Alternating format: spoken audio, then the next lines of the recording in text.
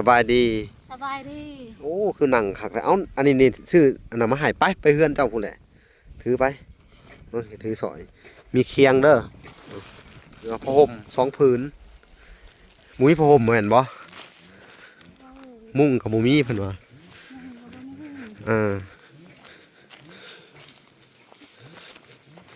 หมูมีเคียงเนาะ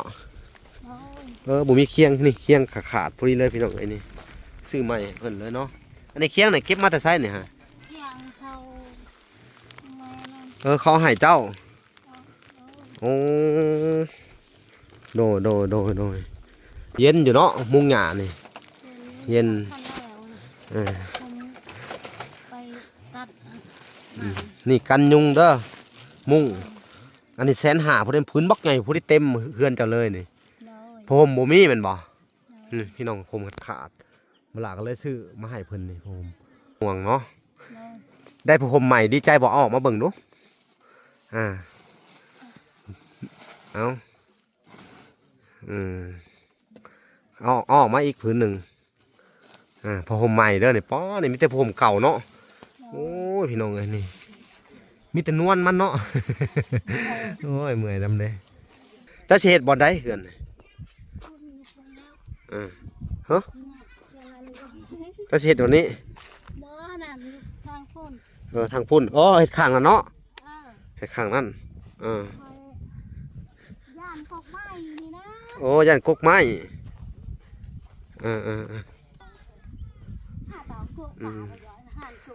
อันน่ะสบายดีสางสบายดีเด้อคือเขาบอกกันเนาะจะเห็ดต่อไปดิเด้ออันน่ะเห็ด4x4มดเลย4x4มนแอม4มนเลยแอมแปนบ่แอมแป้นเป็นหน้าพุ่นเป็นหน้าพุ่นแอมแป้นและก็เรื่องของประตูจะก็เอาไม้นี่แหละเห็ดประตูให้เราเด้อประตูบ่งออกบ่งเยี่ยมฮะแล้วเขาจะซื้อสังกะสีมาใหม่ดอกวันนี้เอาสังกะสีนั่นแหละมาเห็ดประตูแต่เห็ด4x4 4x4 เมตรมนเนาะเห็ดมนเห็ดคือไปเท่าไทยแหละแต่ว่า4x4แอมมนเลยเนาะ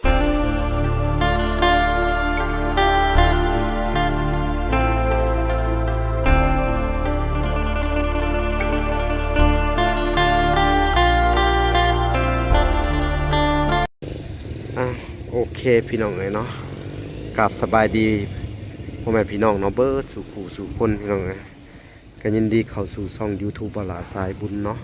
คุณธรรมคือเก่าพี่น้องเลยเนาะเส้นเก่าเส้นเคยพี่น้องเลย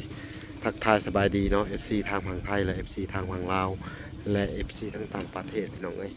ที่รับชมวลาอยู่เนาะมื้อนี้ทางวลากะสิได้เข้าไปเยี่ยมยามทางอันเอื้อยบุญมีพี่น้องเลยเนาะทางวลากะสิได้เหตุตามจุดประสงค์ของผู้ใหญ่เพิ่นเนาะซื้อข้าวของไปผากทางอันเอื้อยบุญมีพี่น้องเอ้ยก็เป็นอันมุ้งพี่น้องเอ้ยซื้อมุ้งแล้วก็ซื้อผ้าห่มเนาะไปผากเพิ่นผ้าห่มแล้วก็เคียงเนาะซื้อเคียงเนาะพี่น้องเนาะเคียงไปผากเพิ่นพี่น้องเอ้ย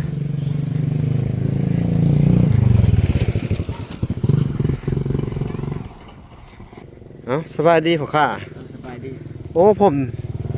พอเช้าผมเอามุ้งตัวมุ้งพื้นหนึ่งเอามาให้แน่เอาเคียงเด้อเอามุ้งตัวนั่นแหละพื้นน่ะใหญ่เนาะอู้แดดเลยพี่น้องไอ้บ้านนี่ผมพื้นเท่าไรนี่ฮะตัวนี้พื้นเท่าไรนี่90เอา2 ผืนเอา2 ผืนแล้วก็เคียง1 เข่าฮะเนาะเขาสิซื้ออันนี้ไปให้เพิ่นก่อนพี่น้องชั่วข้าวพี่น้องเลยเอาจักอย่างอันนี้2 ผืนอันนี้ตัวหนึ่งแล้วเคียงอันหนึ่ง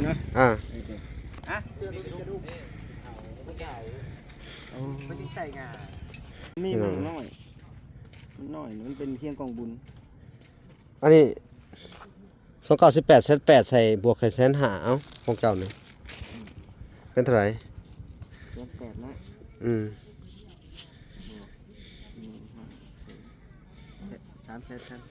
330นี่นะ330,000 1 2 3ได้3 ต้นนี้ก็สิให้ขาเคียงโหแพงเติบเนาะมื้อตัวนี้ใส่ถุงให้แหน่ได้บ่นี่ เดี๋ยวใส่ให้ เอานี่จ่ายขาเคียงเพิ่นนั่นนี่ขาเคียงเพิ่นเออโอเคพี่น้องเอ้ยทางเวลาก็ใช้เพิ่นใส่อันถุงให้เนาะแล้วก็สิได้ออกเดินทางก่อนพี่น้องเอ้ยมันแดดแห้งอะไรหรอโอเคไปพบพอกันอยู่บ้านสาบุญมีเลยพี่น้องเอ้ยพี่น้องเอ้ยเนาะทางเวลาก็เดินทางมาฮอดเลยพี่น้องเอ้ยเอ้านบยังไง ไม่ฮอดเลยมันก็นบมือพี่น้องเอ้ยนบอยู่เนาะเอามาเอาของไว้มาเอาเครื่องพี่น้องเอ้ยฮะ คุณเขาไปลงแช่ลงเก็บมังวัง โอ้ลูกไปเก็บมะม่วง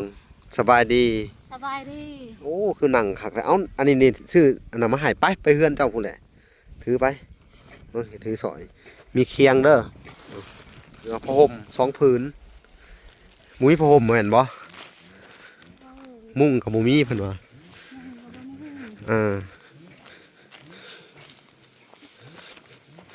หมูมีเคียงเนาะหมูมีเคียงนี่เคียงขาดพอดีเลยพี่น้องไอ้นี่ซื้อใหม่เพิ่นเลยเนาะอันนี้เคียงไหนเก็บมาแต่ไสเนี่ยฮะ เที่ยงเขาแม่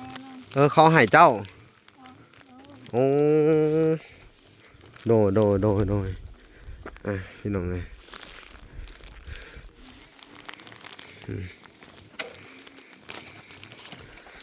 สิขึ้นมาทั้งเฮือนเพิ่นแล้วพี่น้อง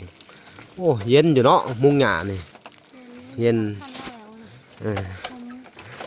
ไปตัด นี่กันยุงเด้อมุงอันนี้150,000พอได้พื้นบักใหญ่พอได้เต็มเฮือนเจ้าเลยนี่ เลย ผมบ่มีแม่นบ่พี่น้องผมขาดเวลาก็เลยซื้อมาให้เพิ่นนี่ผมบ้านนี่เด้อ เลย ศาสตร์กับบ่มีพี่น้องเอ้ยลืมศาสตร์มื้อหน้าสิซื้อเขามาให้ใหม่ศาสตร์เนาะ เลย พอดีแล้วเลยเนาะ ยัง 3 เพื่องพอดีแล้วเลย เลย ไฟใส่เด้อไฟใส่ให้มันแล้วเด้อ เลย อันนี้แกเอาไว้เฮ็ดเฮือนครัวเนาะ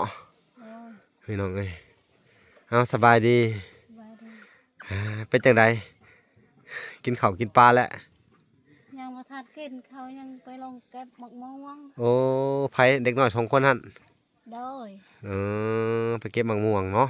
โดย ได้ผ้าห่มใหม่ดีใจบ่เอาออกมาเบิ่งดูเอาเอาออกมาอีกผืนหนึ่งผ้าห่มใหม่เด้อนี่ป้อนี่มีแต่ผ้าห่มเก่าเนาะโอ้ยพี่น้องเอ้ยนี่มีแต่นวลมันเนาะ โอ้ยเมื่อยดำเลย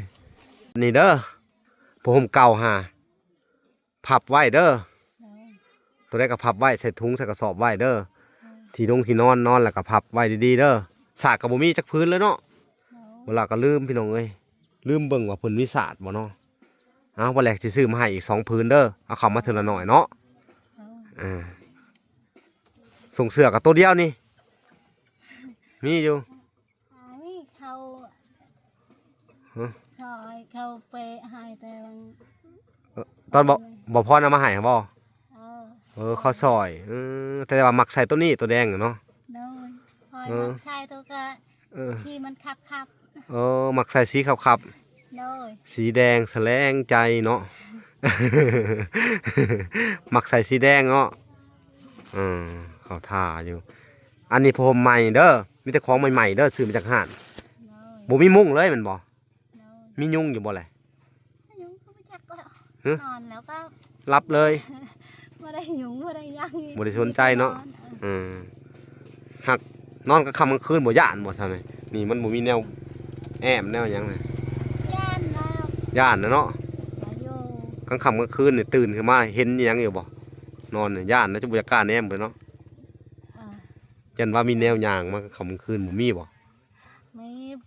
หันมาได้เลยนี่คนนี่โทรศัพท์นี่ก็พอ นะ หันหันว่ามึงกลางข้าวใส่กัน มีคนมาย่างลิ้น เขาดึกแล้วเขาไม่นักเมื่อนั้น เอ ต อ อนแรกก็เข้าไปนั่งเบิ่งโทรศัพท์ เขามานั่งลิ้นโทรศัพท์แบบนี้ เออ หมายความว่ายามตอนหัวค่ำน่ะมีคนมา อันมาลินเนาะมาลินโทรศัพท์อยู่นี้ โดย บัดเดึกแล้วก็เงียบบัดนี้เนาะ โดย อันนี้เด้อมุ้งหมอนนี่เป็นเงินของแม่ตู้เด้อ โดย แม่ตู้ USA เด้อ โดย เป็นจังไดดีใจอยู่บ่ ดีใจ เพิ่นก็ซอยเจ้าเฮ็ดเฮือนหั่นเด้อ โดย อันน่ะ$500แล้วก็ส่วนอันนี้ก็เงินเพิ่นฝากไว้นำวละพี่น้องเอ้ยเพิ่นว่าเป็นให้ซื้อข้าวของมาให้เจ้าหั่นแหละเด้อ โดย เพิ่นว่าซื้ออันน่ะบนอยู่บนนอนก็บ่แน่เขาว่าอันน่ะก็สิไปเลือกส่งเสื้องามๆมาให้อยู่เนาะหักว่าสิมาหับเอาเจ้ามันก็ไกลเนาะ โดย เด้อเอาก็เอาซ้ำนี้ก่อนเนาะมื้อนี้เนาะ โดย ให้ได้กางมุ้งก่อนเนาะ โดย แต่ว่ามึงพี่น้องเอ้ยสภาพเงินชานเนาะอยู่กันแบบนี้เนาะเอาบานนี้กะสู่ต่อไปเนาะตะปูเก็บไว้เด้อ โดย จะหน่อยพี่น้องเอ้ยเวลากะที่ได้อันนามาแจ้งข่าวดีอีกคลิปหน้าเด้อ โดย โดยเนาะเอาก็มีข่าวดีเข้ามาอยู่พี่น้องเอ้ยอีกคลิปหน้าพี่น้องเอ้ยคลิปนี้ก็นี่แหละมาเยี่ยมมายามแล้วก็มอบเครื่องของให้เพิ่นเนาะโอ้เอาหับเอาเด้อหับเอาเคียงก็ได้แหละเนาะตะกี้เคียงขาขาดอันหนึ่งเนาะแล้วหนึ่งใช้น่ะหนึ่งใช้ขี้ดินเอาขี้ดินมาเลี้ยงไว้เนาะกินข้าวเที่ยงแล้วบ่ ย่างเขายังลงเก็บ อ๋อถ้ากินมะม่วงน้ำลูกสาว โดย เนาะพี่น้องเอ้ยจะเจ็ดจังไดถ้ากินเพิ่นว่าหลายบ่มะม่วง ว่าได้รายทั้งหมดจ้ะว่าได้กินมันนะ มะม่วงอิหยังน่ะ มะม่วงหน่อย มะม่วงน้อยมะม่วงกระซ้อนี่บ่ เออ มันชุกบ่ มันไม่ได้ชกมันชกได้มันไม่ได้ชกงัวอยู่หัน อ๋อแบบมะม่วงหล่นมาแหละอันญาติกับงัวสินะ โดย เป็นย่ามะม่วงสุกพี่น้องเอ้ยคือมะม่วงอันนี้แหละมะม่วงก็อยู่กับ กระซ้อเป็นมะม่วงหยังเลยเนาะ โดย แล้วก็นั่งเผาเนาะญาติน้ำงัว โด อย อมหยังในปาก ย่า ย่า อืม ย่าหยังน่ะ ย่า หวายเบื่อบ่เลย ไม่ได้เพิ่งแล้วเคยอมแล้ว อมบ่สูบเนาะ ว่า อมเอา โดย โอ้ มันติดแล้ว ติดยาสูบเลยเนาะยาพันแบบบูฮานนี่คิ้วอยู่พี่น้องเอ้ยคิ้วคุ้มๆนี่เนาะ โด โอ้ ย เฮาบ่ต้องสูบเฮาอมเอาสูบนี่เนาะ โดย กลืนบ่เคยกลืนกินบ่ ไม่ได้เกินกิน มีแต่อมมันอยู่ในปากเฮาซื่อเนาะ แล้วก็ทำทิม บางคนก็สูบเนาะ โดย ยาบูฮานยานี่แหละยาใบตองนั่นแหละเนาะแถวนี้ส่วนหลายสูบยาใบตองเนาะพี่น้องเอ้ยสู้ๆเด้ออดเอา โดย เวลากาสิห้องสร้างมาจะหน่อยพี่น้องเอ้ย โดย ห้องสร้างมาให้ดำเนินการเลยเอาห้องสร้างมาดูให้เพิ่นห้องสร้างมาก่อนพี่น้องเอ้ยไปลงไปเบิ่งน้ำกันพี่น้องเอ้ย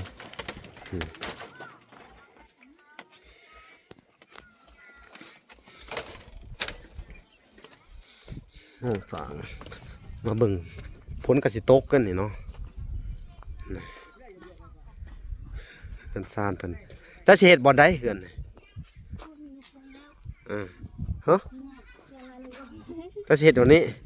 บ่นั่นทางพุ่น ทางพุ่นอ๋อเฮ็ดข้างนั้นเนาะ เออ เฮ็ดข้างนั้นคอยย่านกอกไม้นี่นะ โอ้ยันกกไม้ยันกกไม้แล้วใช่ล่ะสร้างได้เท่านี้ฮะโอ้สร้างเห็นสร้าง อ้ายว้าวเลยนะ ฮะ เมื่อได้คือป่า เออ หาเตากุกป่าไปย้อยหันสุกกุก อันน่ะสบายดีสร้างสบายดีเด้อคือเขาเว้ากันเนาะจะเฮ็ดต่อไปดิเด้ออันน่ะเฮ็ด4 คูณ 4 หมดเลย 4 คูณ 4ม้วนแอมสิม้วนเลย แอมแปนบ่ แอมแป้น เออเป็นหน้า เป็นหนาไอ้พุ่นแอมแป้นและก็เรื่องของประตูจะก็เอาไม้นี่แหละเฮ็ด เฮ็ดประตูให้เราเด้อประตูบ่งออกบ่งเอี่ยมฮะแล้วเขาสิซื้อสังกะสีมาใหม่ดอกวันนี้ เอาสังชีนั่นแหละ เอามาเฮ็ดประตูแต่เฮ็ด4x4 4x4 เมตร มอนเนาะสี่เฮ็ดมน เ เฮ็ดคือเป็นเฒ่าไทยแหละแต่ว่า4x4 แอ อ มมนเลยเนาะแล้วว่าบัดเขามีซอกแซกจังหวะกันใหม่อีกเนาะแต่ว่าเฮ็ดตัวนี้เฮ็ด4x4ให้เราก่อนแต่ละก็เฮ็ดติดกับตัวนี้แหละตัวนี้ให้เป็นครัวเรา เป็นหน้าไปพุ่นเลย เป็นหน้าไอ้พุ่นเลยเนาะอันเด้ออันน่ะเจ้าชู้เจ้าคุดคุ้มมันน่ะคุดคุ้มแล้วก็เทกันเปื้อนก่อนเด้อรอบหนึงจังหวะเทอันย่อเสาขึ้นไปตั้งปึ๊บเลยจังหวะเทอีกรอบหนึงเด้อกันปวกเทตีนมันหั่นน่ะเทกันเปื้อนเพิ่นโดยเพิ่นกับปะโตพี่น้องเอ้ยเนาะลงมือเลยเหรอเด้อมื้อนี้แหละก็แล้วแต่ทุกเจ้าคือจะมาวัดครึ่งแหละเฮ็ดพาก็เฮ็ดแล้วเด้อราคาคือเขาเว้ากันบ่4 ล้านเนาะเขาว่าแล้วเทื่อหน้าเทื่อหน้าก็สิเพิ่มเขาให้อีกถ้าว่าอันเฮ็ดดีเฮ็ดงามเฮาเบิ่งก่อนเนาะเอามีแต่ว่าจัดการเลยเด้อพอได้ค่าน้ำมูกน้ำมันเนาะจะเฮ็ดได้พี่น้องไงเอามีแต่พร้อมลงมือมื้ออื่นเลยก็ได้ถ้ามื้อนี้มันค่ำก็มื้ออื่นเนาะมื้อลงมือเครื่องไปหันแล้วแหละเนาะเห็นเลยต่อเราแต่เฮาก็อยากถามมาเรื่องที่ดินนี่มันบ่ได้มีปัญหาหยังเนาะที่ดินนี่บ่มีเนาะบ่มีปัญหาเนาะคือเขตนี่พะอยากอยู่ก็อยู่เลยอ๋อเขานี่ก็เขาเอาคืนนี่ก็เอาคืนเนาะแต่ว่าดินนี่มีเจ้าของเนาะมีแล้วเจ้าของเศร้าบ่ได้นั้นนะบ่ได้เศร้าบ่ได้หยังเนาะอยู่ในส่วนลูกส่วนหลานมาซื้อหยังน่ะเอ้ยจอดตาเว้ยเด้อขายมาซื้อขวดต่อชื่อแลกขนมซื้อปองเบียร์เนาะปองเบียร์แลกขนม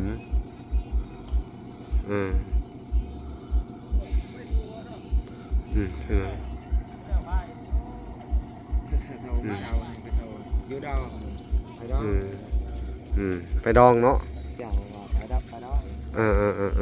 เจ้าเมื่อฮอดพุ่นนะถามรายละเอียดเบิ่งว่ามีคนจะตัดนะว่าเราคงก้อนว่าเฮาว่าเจ้าอะไรกันเลยให้เจ้าเลยเฮ็ดเฮาบ่ได้เคยเว้าไผนะเอาไว้เอ้าใจเขาใจหายละลายว่าบอลคุณมันหาเงินน้อมแม่เพื่อนในชาวไทยก็ได้เงินมาได้ซื้อน้องทางสิแปลงรถไทยก็ตายโอ้อันแหวนลูกชูหักหมดโอ้รถไทยเจ้าก็ตายอีกสิแป้งรถไทยอีกได้แป้งโอ้ยสนะอดเอาสู้ไปเข้าห่มพวกพี่น้องเอ้ยทั้งเวลากับแดดแห้งอะไรพี่น้องเอ้ยเขามาสัมผัสทั้งสาวบุญมีอยู่ห่มต่อพี่น้องพี่น้องเป็นจังไดดีใจอยู่บ่มื้อนี้พอห่มกัดซื้อมาให้แล้วเนาะสร้างกระสิให้เขาเฮ็ดเลยเด้อนี่พี่น้องเอ้ยเป็นผ้าห่มเป็นหยังกะของแม่ตู่เด้อเพิ่นเป็นห่วงเป็นใยเจ้าเนาะเพิ่นก็เลยเห็นความทุกข์ความยากของเจ้าเพิ่นก็เลยหาทางตลาดเอาว่าซื้อผ้าห่มอันน่ะเคียงอีหยังแน่เครื่องใช้ของซอยไปให้อันเจ้าแน่เพิ่นว่าเด้อก็ค่อยๆเป็นค่อยไปเนาะค่อยๆซื้อมาตลาดก็สิค่อยทยอยเพราะว่าอันนี้ก็อาศัยผักน้ำรถขาวนี่มาเพิ่นมาส่งเสาเด้อทางตลาดก็บ่มีรถนี่พี่น้องเอ้ยอาศัยรถพวกอันช่างไม้นี่พี่น้องเอ้ยมื้อนี้ก็ได้ซื้อเครื่องของมาให้เพิ่นเนาะเอาอยากให้เจ้าเด้ออันน่ะขอบบุญขอบคุณทางอันแม่ตู้แน่